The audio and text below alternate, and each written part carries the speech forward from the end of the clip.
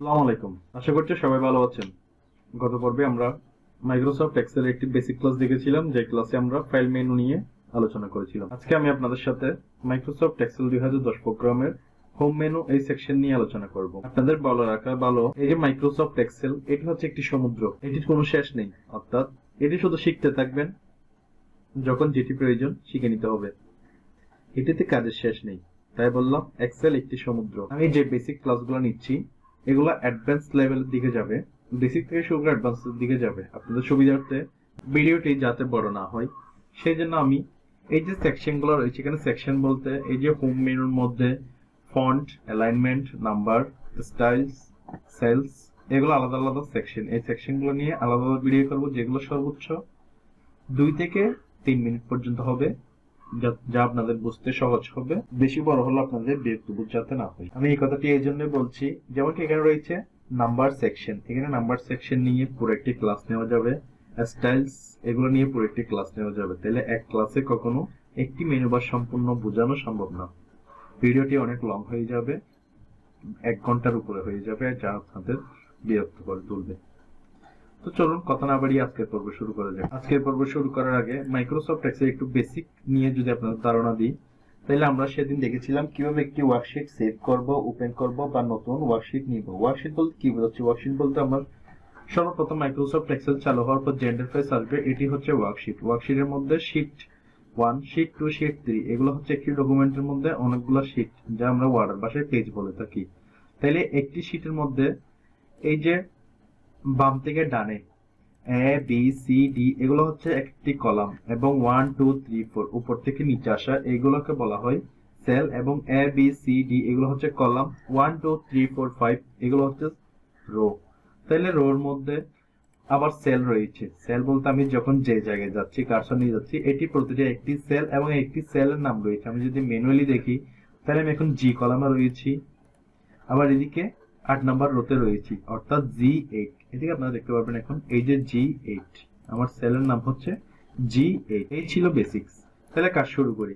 এখানে প্রথমে রয়েছে হোম মেনুর মধ্যে clipboard section, font section, alignment section. এগুলোর কাজ আমরা মোটামুটি দেখে এসেছি মাইক্রোসফট ওয়ার্ডে। তাও যদি আমি একটু বেসিক বলে দিই, এখানে প্রথমে রয়েছে পেস্ট, এরপরে কাট, কপি। তাহলে কাট কপির কাজ আমরা সবাই জানি। কাটের কাজ হচ্ছে কোনো একটি সেন্টেন্সের স্থান পরিবর্তন করা, কপির কাজ হচ্ছে কোনো সেন্টেন্স ডাবল ব্যবহার করা। তাহলে আমি আপনাদেরকে লিখে দেখাই, অর্থাৎ আমি এখানে লিখবো নেম, এরপরে আইডি নাম্বার, এরপর আমি লিখতে পারি মোবাইল। এটি হচ্ছে আমার একটি ফিল্ড, অর্থাৎ আমার নামের যে ফিল্ডগুলো রয়েছে এগুলোকে আমরা বেসিক্যালি ফিল্ড বলে থাকি, FEILD ফিল্ড। তাহলে এই ফিল্ডগুলোতে আমার যাবতীয় ডেটাগুলো ইনপুট দিব। তাহলে এটি সিলেক্ট করার অবস্থায় এখন আমি চাচ্ছি এই সেম ফিল্ড এই জায়গায় আরেকটি নিয়ে আসতে, এটির পাশে। তাহলে ফিল্ডটি সিলেক্ট করার পর এই যে কপি, এখন কোন জায়গায় রাখবো, এই জায়গায় নিয়ে আসার পর যদি আমি পেস্টে ক্লিক করি তাহলে কপির কাজ আমরা দেখে ফেলেছি। এরপরে কাটের কাজ কি? কাটার কাজ হচ্ছে যেমন কি আইডি নাম্বার, আমি চাচ্ছি আইডি নাম্বার নেমের আগে নিয়ে যেতে। তাইলে এটিতে আইডি নাম্বারে থাকা অবস্থায় কাট, এরপরে নেমের শুরুতে চলে এসে পেস্ট চলে এসেছে। এটিকেও কি করব, আমি কাট করব, এখানে নিয়ে এসে পেস্ট করব। এটি কাট পেস্ট না করো, এই যে খালি ঘরগুলো কিভাবে রিমুভ করা যায় বা ডিলিট করা যায় এটা আমরা একটু পরে দেখছি। তাহলে চলে এসেছে। এখন এই ফরম্যাট মনে করেন আমার এলোমেলো ফরম্যাটে আমি ডিলিট করে দিব। কিবোর্ড থেকে ডিলিট কিতে ক্লিক করলে ডিলিট হয়ে যাবে। এখন আমি সেম ফরম্যাটটি আগের জায়গায় নিয়ে যাব। এই যে কপি করলাম, এখান থেকে পেস্ট, ফরম্যাট চলে এসেছে। এখন আমি যদি এটাকে একটু ফরম্যাটিং করি, আমরা ফরম্যাটিং এর পাশাপাশি কাজগুলো দেখে ফেলি, তাইলে এখানে আমার কাট, কপি, পেস্টের কাজ শেষ। ফরম্যাট পেইন্টের কাজটা আমরা একটু পরে দেখছি। তাইলে এর আগে এই যে আমার ফন্টগুলো আমি এগুলো সিলেক্ট করলাম, ফন্ট এখানে ক্যালিব্রিতে আছে, আমার যাক এটাই থাকুক। তাহলে ফন্ট সাইজ আমার 11 রয়েছে, ফন্ট সাইজ আমি যদি 14 করে দিই, এরপর এখান থেকে আপনারা ম্যানুয়ালি বড় ছোট করতে পারবেন, যেটি আমরা ওয়ার্ডে দেখেছি। এরপর বোল্ড, তাক, ইতালিক করব না, আন্ডারলাইনও করব না। এখানে এটার কাজ কি? এটার কাজ হচ্ছে বটম বর্ডার্স। তাহলে এটি পুরোটার নামে হচ্ছে বর্ডার্স দেওয়ার জন্য বর্ডার সেকশন। এখানে সিলেক্ট করলে দেখুন বর্ডার সবগুলো চলে এসেছে। বর্ডার স্টাইল এখান থেকে দেওয়া যাবে, বর্ডার কালার দেওয়া যাবে। তাহলে আমি এগুলো কালার এগুলো আপনারা এক একটি দিয়ে দেখবেন। এই যে এখান থেকে আমি অল বর্ডার্স দিচ্ছি, অল বর্ডার্স দেওয়াতে আমার তিনটার মধ্যে বর্ডার্স চলে এসেছে। আপনি যদি এখান থেকে টিক বর্ডার্স দেন তাহলে দেখেন এটি বর্ডার্সটি একটু বোল্ড আকারে এসেছে। আপনি চাইলে এখান থেকে bottom border, top border, left border যখন যেটি প্রয়োজন সেটা দিতে পারবেন। তাহলে এখানে অল বর্ডারসে রাখছি। এখানে আমি এটিতে একটু কালার দিব। কালার দেওয়ার জন্য এই যে আমার একটি ফিল্ড বলতে এই যে ফিল্ড গুলা আইডি নং, নেম, যেটাকে আমরা হেডলাইন বলি। এখান থেকে যাওয়ার পর এই যে ফিল্ড কালার দিলাম। আপনি চাইলে ফন্ট কালার দিতে পারবেন। আমি ফন্ট কালার দিচ্ছি আপনাদের বুঝিয়ে স্বার্থে। তাহলে দেওয়া শেষ। আমি যদি পেজটি একটু জুম করি, এখন আমরা এই যে ফরম্যাট পেইন্ট এটির কাজটা দেখি। এটির কাজ কি? তাহলে এটির কাজ হচ্ছে যে আমার পুরো একটি ফরম্যাটকে কপি করে অন্য একটি জায়গায় ফরম্যাটটি ব্যবহার করা। এটি দ্বারা কি বোঝাচ্ছি? তাহলে আইডি, নেম, মোবাইল, এই যে ফিল্ড গুলা সেম ফিল্ড, কিন্তু এটি ফরম্যাট করা রয়েছে, এটি ফরম্যাট করা নেই, এটি আনফরম্যাটিং। তাহলে আমি এই ফরম্যাটটিকে সিলেক্ট করব। এখান থেকে ফরম্যাট পেইন্টারে যখন ক্লিক করবো দেখবেন কপির মতো কপি আকারে দেখাবে। এই যে দেখেন সিলেকশন হয়ে গেছে। এখন আমার কার্সরের সাথে একটি ব্রাশ চলে এসেছে। আমি ব্রাশকে যেখান থেকে যতটুকু সিলেক্ট করব ততটুকুতে এই ফরম্যাটটি চলে আসবে। আশা করি বুঝতে পেরেছেন। আমি যদি এখান থেকে আবার ফরম্যাট পেইন্টার দিই, এতটুকু সিলেক্ট করে দিই, দেখেন আমার ফরম্যাট চলে এসেছে, কিন্তু টেক্সট আসে না। কি জন্য? এখানে তো আমার টেক্সট ছিল না। তাহলে আমার ফরম্যাটটি কিন্তু এখানে চলে এসেছে। কিন্তু আমি টেক্সট লিখি, তাহলে দেখবেন আমার টেক্সট গুলো সেম আকারে আসছে। আশা করি বুঝতে পেরেছেন। তাহলে এটা আমার মূলত একটি ফরম্যাট কপি করার জন্য হচ্ছে ফরম্যাট পেইন্টার। আমার থেকে এটি দরকার নেই, আমি এটি ক্লিয়ার ফরম্যাট করে দিব। তাহলে ফন্ট সেকশনের কাজ শেষ। এরপর অ্যালাইনমেন্ট সেকশন। অ্যালাইনমেন্ট সেকশনের কাজ কি? অ্যালাইনমেন্ট সেকশনের কাজ হচ্ছে আমরা যেটি দেখেছি সেন্টেন্স ডানে বামে মাঝখান থেকে শুরু করা, কিন্তু এক্সেলে এখানে আরেকটি রয়েছে middle align, top align, bottom align. এগুলোর কাজ কি? এগুলোর কাজ যদি আপনাদেরকে দেখাই, এগুলো আমরা পড়ার বিস্তারিত জানবো, কিন্তু আমি যদি একটি ম্যানুয়ালি এখান থেকে দেখেন এই যে আমার সেলটি কিন্তু বা রোটি অনেক বড়। এখন আমি এটি সিলেক্ট করে মাঝখানে রয়েছে, মাঝখানে থাকুক ডানে বামে। এটি আপনারা বুঝতে পেরেছেন, কারণ এগুলো মাইক্রোসফট ওয়ার্ডে করি। এই যে উপরের কাজগুলো হচ্ছে আমার লেখা একেবারে উপরে থাকবে বা একেবারে নিচে থাকবে বা মাঝখানে থাকবে। এই যে মাঝখানে, এটি আমাদের কেন প্রয়োজন হবে? এটি তখনই প্রয়োজন হবে আমি যদি এখানে লিখি টোটাল অ্যামাউন্ট। তাহলে আপনারা দেখতে পারবেন এই যে আমার টোটাল অ্যামাউন্ট কিন্তু দেখা যাচ্ছে না, কারণ আমার সেলের চেয়ে লেখা বেশি, সেই জন্য। তাহলে আমি তখন আমাদের কি করতে হবে? এখান থেকে র‍্যাপ টেক্সট ইউজ করতে হবে, তাও অ্যালাইনমেন্টের মধ্যে। র‍্যাপ টেক্সট যখনই করব দেখেন আমার লেখা কিন্তু সেম, কিন্তু 2 লাইনের হয়ে গিয়েছে। এখন কিন্তু আমাকে কি করতে হবে? এই যে টপ মিডল অ্যালাইন যেটি রয়েছে সেটি ইউজ করতে হবে। তা না হলে আমি যদি এভাবে করে দিতাম আগের অবস্থায় থাকতো, তাহলে দেখেন আমার লেখাগুলো সৌন্দর্য চলে গিয়েছে। তাহলে সৌন্দর্য আনার মধ্যে কি করতে হবে? সবগুলো সিলেক্ট করে এই যে মিডল অ্যালাইন দিতে হবে আমার লেখার সৌন্দর্য নিয়ে আসার জন্য। তাহলে এটি ছিল র‍্যাপ টেক্সটের কাজ এবং অ্যালাইনমেন্টের কাজ। এদিকে আমরা যা স্কিপ করেছি ওরিয়েন্টেশন। এটা হচ্ছে লেখার ওরিয়েন্টেশন, লেখা কিভাবে থাকবে। তাহলে আমি আইডি নাম্বার এখানে সিলেক্ট করে ডিরেকশন যদি অ্যাঙ্গেল করে দিই, এই যে দেখেন অ্যাঙ্গেল আকারে হয়ে গিয়েছে। আমি যদি ভার্টিক্যাল করে দিই উপর থেকে নিচে নেমে আসবে। এরপর আমি যদি রুটের টেক্সট র‍্যাপ করে দিই, এই যে দেখেন রুট টেক্সট আকারে আসছে। এটিকে এখন যদি দেখা যাচ্ছে না, তাহলে আপনি এরকম করে দেন, ফন্ট একটু ছোট করে দেন, এই যে দেখা যাচ্ছে। আশা করি মূলত বুঝতে পেরেছেন। এরপর হচ্ছে মার্জিন সেন্টার। মার্জিন সেন্টার হচ্ছে আমার কয়েকটি রো এভাবে সিলেক্ট করার পর মার্জিন সেন্টার করা। এখান থেকে মার্জিন অ্যাক্রসও করা যায়, এই যে দেখেন মার্জ অ্যাক্রস, কাজ কিন্তু সেম। তাহলে এই ছিল অ্যালাইনমেন্টের কাজ। এখন আমরা নাম্বারে যদি যাই, এই নাম্বার নিয়ে আপনাদের একটি বিস্তারিত ক্লাস দিতে হবে, কারণ এটি নিয়ে আলাদা একটি ক্লাস নেওয়া যাবে যা 30 থেকে 40 মিনিট পর্যন্ত হতে পারে।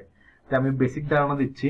মূলত আমার এই যে সেলের মধ্যে যে ফরম্যাটটি রাখবো সেটি আমার কোন ফরম্যাটটি আছে সেটি এখান থেকে সিলেক্ট করতে পারবেন। এখান থেকে সিলেক্ট করার পর এখান থেকে আপনারা টাকা সাইন হলে টাকা সাইন দিবেন, পার্সেন্টেজ বা কমা, এখান থেকে decimal increase, decimal decrease, decimal. মূলত এই সমুদ্রের মূল হচ্ছে যে এই যেখানে ক্লিক করার পর দেখতে পারবেন এজেন্ট ফরম্যাট সেলস নামে যে ডায়লগ বক্স চলে আসবে। এটির মধ্যে প্রথমে নাম্বার নিয়ে, অ্যালাইনমেন্ট নিয়ে, ফন্ট নিয়ে, বর্ডার্স নিয়ে, ফিল নিয়ে, প্রোটেকশন নিয়ে। তাহলে এটা নিয়ে পুরো একটি বিস্তারিত ভিডিও থাকবে। আমাদের যতটুকুই বুঝেন এখান থেকে আমার ফরম্যাট সিলেকশন করা হবে। আমি যখনই জেনারেলে থাকবে তাহলে জেনারেল থাকুক, যখনই নাম্বার ফরম্যাট, এই যে নাম্বার ফরম্যাট কিভাবে ইউজ করবো। এরপর কারেন্সি সিম্বলগুলো এখানে দেওয়া রয়েছে, কোন সিম্বলটা আমি ইউজ করব। অ্যাকাউন্টিং হলে তাও সিম্বল আকারে এখান থেকে কোন সিম্বলটি দিব। এরপরে ডেটের মধ্যে আমি কোন ডেটটি, এখানে অনেকগুলো ফরম্যাট রয়েছে, কোন ডেটটি দিব। টাইম, কোন ধরনের টাইমগুলো দিব। পার্সেন্টেজ হলে পার্সেন্টেজ দিব। এরপরে ফ্র্যাকশন রয়েছে, সাইন্টিফিক রয়েছে, টেক্সট রয়েছে। এরপর কাস্টম হচ্ছে নিজে একটি ফিল্ড তৈরি করা। সবগুলো আপনাদেরকে দেখাবো। তাহলে এরপর রয়েছে স্টাইলস, সেম নাম্বারের মতোই একটির মধ্যে অনেকগুলো কাজ রয়েছে। আমি যদি কন্ডিশনাল ফরম্যাটিং এ যাই, মূলত এটার বেসিক যদি বলি, এটি হচ্ছে যে তাদের দেওয়া রুলস থেকে ব্যবহার করা। তাহলে আমি এখানে হাইলাইট সেলস, আমার সেলস অটোমেটিক্যালি হাইলাইট হবে গ্রেটার দেন যদি বড় হয়, less than, between, equal to বা ডুপ্লিকেট ভ্যালু পেলে তখন একটি সেল যখন ডুপ্লিকেট পাবে। এরপরে ডাটা বার দিয়ে ডাটাগুলো দেখা যাবে। এরপরে কালার স্কিমস দিয়ে দেখা যাবে। কালার স্কিমস মনে করেন আমি যদি আপনাদেরকে বেসিক্যালি একটা দেখাই, তাহলে আমার এই সেলগুলা একটি এই যে এতটুকুর মধ্যে এখন আমি ফোন এখানে যাওয়ার পর কালার সেলস এটি দিলাম। এখন দেখেন আমার এটিতে কিন্তু ফরম্যাট রয়েছে। আমি যদি এখন দিই 50, এই দেখেন কালার হচ্ছে 25, এরপর আবার 75, দেখেন 50। অর্থাৎ যত বড় হবে সে বড়কে লাল করে দিবে। আমি যদি এখানে 125 করে দিই, সে 125কে লাল করে দিবে, 75 এর কালার চেঞ্জ হয়ে যাবে। আশা করছি বুঝতে পেরেছেন। তাহলে এগুলো নিয়ে আমি বিস্তারিত ভিডিও একটি দিব, যেটি সর্বোচ্চ 2 থেকে 3 মিনিট হবে, আপনারা সহজে বুঝতে পারবেন। এরপরে রয়েছে ফরম্যাট অ্যাজ টেবল। তাহলে টেবলের কাজ হচ্ছে যে একটি টেবলকে, এটা মনে করেন আমার একটি টেবল, এটাকে ফরম্যাট করা। ক্লিক করব, তাহলে টেবল আকারে চলে এসেছে। এগুলো নিয়ে আলাদা আলাদা ভিডিও থাকবে। সেলস, তাহলে সেলস এর কালার সিলেক্ট করার জন্য। এরপর রয়েছে ইনসার্ট। ইনসার্টের কাজ কি? ইনসার্টের কাজ হচ্ছে যে এখান থেকে শীট রোজ, মনে করেন আমার এই যে আপনাদেরকে বোঝার স্বার্থে এই যে 2 আর 3, তাহলে এখন আমি যদি 2 এ কিছু লিখি, এই যে আমার লেখাটা 2 এ থাকুক, আমি চাচ্ছি 2 এবং 3 এর মাঝখানে আমার একটি রো লাগবে। তাহলে আমি সেটাতে কি করব, ইনসার্টে ক্লিক করব, ইনসার্ট সেলে ক্লিক করলে আমার একটি রো চলে আসবে, বা আমি যদি এখান থেকে ইনসার্ট শিটতে ক্লিক করি একটি রো চলে আসবে। আশা করছি বুঝতে পেরেছেন। ডিলিটের কাজ হচ্ছে যে শিট রোজ ডিলিট করে দেওয়া। ফরম্যাটের কাজ হচ্ছে এই যে আমার এই ফরম্যাট গুলো রয়েছে এগুলো টিক করা। তাহলে ফরম্যাট মনে করেন আমি এখানে যা কিছু লিখবো, যখন লিখার বাইরে চলে যাবে, এতটুকু বাইরে চলে গিয়েছে, তাহলে আমি এখন বি কে সিলেক্ট করব, ফরম্যাটে গিয়ে ফটো ফিটেড কলাম উইথ, এটা যদি ক্লিক করার পর আমার নামটা নেম, এটি হেডলাইনটা মাঝখানে চলে আসবে, লেখাগুলা বক্সের মধ্যে চলে আসবে। এই যে দেখতে পাচ্ছেন হয়ে গিয়েছে। তাহলে আশা করছি বুঝতে পেরেছেন। এরপর অটোসাম। অটোসামের কাজ কি? অটোসামের কাজ হচ্ছে আমার যোগ বিয়োগের কাজ করার জন্য। ফিল এর কাজও সেম। এরপর ক্লিয়ার ফরম্যাট ক্লিয়ার করার জন্য, এখান থেকে অ্যাসেন্ডিং ডিসেন্ডিং করার জন্য। এরপর রয়েছে ফাইন্ড রিপ্লেস গোটুর কাজ। তাহলে ফাইন্ড রিপ্লেস গোটুর কাজ আমরা ওয়ার্ডে দেখেছি। এখান থেকে আমাদের সবচেয়ে বেশি যেটি লাগবে সেটি হচ্ছে গো টু স্পেশাল। এরপর ফর্মুলাস, কন্ডিশনাল ফরম্যাটিং, এগুলো নিয়ে বিস্তারিত আলোচনা করব। আজকের ভিডিও ছিল এই পর্যন্ত। আশা করছি আপনারা মাইক্রোসফট এক্সেল 2010 প্রোগ্রামের হোম মেনু নিয়ে একটি ধারণা পেয়ে গিয়েছেন। ভিডিওটি ভালো লাগলে শেয়ার করুন, চ্যানেলটি সাবস্ক্রাইব করে পাশে থাকুন। ধন্যবাদ সবাইকে।